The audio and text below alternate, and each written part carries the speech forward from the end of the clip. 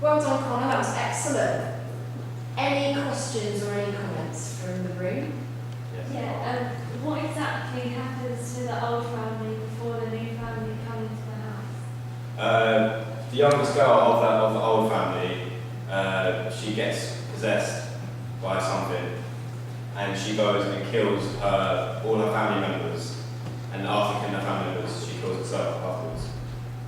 Okay, and then is the house like left empty kind of up for sale and the whole family come into it? Yeah, I think people before this new family had moved in, but because of the disturbances that's been going on, they moved out, and since then, like the house has been empty for probably about a decade, maybe two. So maybe it's probably quite an old house, but it's just been kind of done up a little bit. So obviously that's why they moved into it. Probably like the Amityville house, you know, that there were problems there and it went years and years and years before anybody was kind of brave enough to give it a go. Yeah, So it's a similar to similar that. situation to that. What's the, one thing I was wondering, Connor, is, and I'm sure there's an explanation for this, but what is the, because it might be something that I don't understand about the Banshee myth, but what is the connection between what happened with the previous family and kind of the arrival of the Banshee and ending up in the cove and that kind of thing? That's one thing that I didn't really understand. I think because the myth of Banshee is that she screams when it's supposed to signal death. And the idea that when she killed her family, because she was possessed, she screamed while she killed her family. So that's kind of linked between that. So is the idea meant to be that she's almost, when she's, either that she's possessed by the Banshee or that when she starts killing it evokes the spirit of the Banshee? Or Yeah, is it could be that the Banshee did possess her originally, and then when she killed herself, she kind of maybe took the form of Banshee as well. You know what I mean? Okay, so it's almost that the Banshee and the haunting girl are one and the same.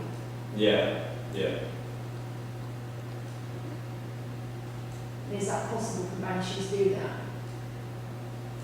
I don't know. I suppose you can do whatever you say Yeah. they do, really, yeah. How are you going to create the look of the Banshee and how is the Banshee going to appear? I think that is, at the moment, that is a bit of a problem, but I think I'll probably have to probably get some sort of like long white dress and maybe like kind of scratch up a little bit, make it look quite scary, and then for the girl's face use like maybe a white makeup face and have the girl probably used to play the Banshee boy have dark hair, so then have like the hair kind of brushed either to the side or maybe a little bit to the front, so kind of to hide the face, but you can still see the white face that kind of it's like emphasised. I mean, you definitely certainly have got images of the Banshee look on the blog and then Yeah, because evidence invested yeah, research into costumes. when I searched online there was loads of different images, but really the image that I've got there is kind of like the image I'm kind of going for. It's like the classic Yeah. sort of look. I mean, the white hair thing is quite effective, actually. Yeah, sounds good. Any other questions? Thoughts? Do you like the idea? Yeah, I think it sounds good. And obviously the family is Irish because the myth is Irish. Yeah. Um, Because the myth is that supposedly Banshee would just be linked to specific Irish families. okay. And the family that was in the house originally was one of them families. And then so the Banshee haunts like both the children in the different families. Yeah, because when the Banshee comes back to life, when it's like resurrected, the family that are in the house now, she thinks that family is connected to the original Mac family. So the Banshee is part of the family in the house, then kills the family and the Banshee kills herself. Yeah.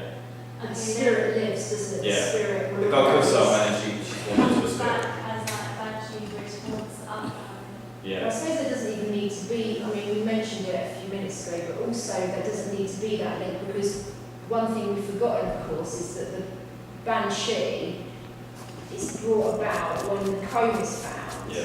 So if the comb Will represent it's, Yeah. then the banshee will automatically Because the myth is, if you find a home, the banshee's supposed to like pursue you. So obviously in the film, when the girl finds a home, she's going to start pursuing her family.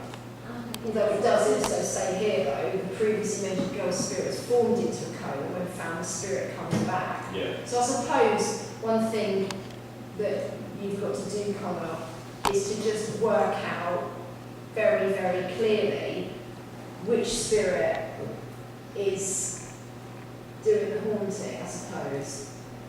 Is it the girl? Is it the banshee? Is it both? I mean, if you've got if the film is based around the banshee, it has to first and foremost be the banshee, doesn't it? Yeah.